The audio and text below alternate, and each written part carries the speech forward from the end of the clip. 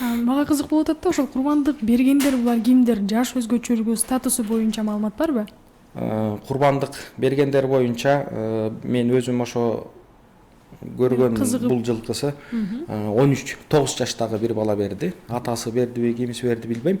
Бирок курбандыкты ким соет десе, бул колунда бар, мүмкүнчүлүгү болгон баягы кедей кембагал эмес адам сое алат.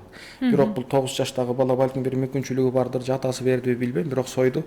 Анын ичинен мен өзүмө чалып бир жакында эле ошо Курбан айтта студент кыздар 23 кыз чогултуптур өздөрү. 500 сомдон болобу, 200 сомдон болобу чогултуп, ошо курбандыкта биз дагы бир ушул асканыбыз болгон же болбосо ошо муктаж болгон үй бүлөлөргө салымыбызды кошо алабызбы?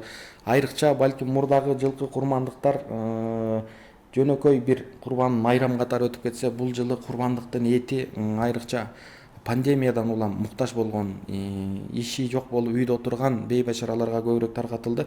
Ошол жактан балким мурдагы жылы бир сооп алса, бул жылы курбандык чалгандар 2 сооп алды десек жаңылышпайбыз. Анткени муктаждыктар да көбүрөөк болду.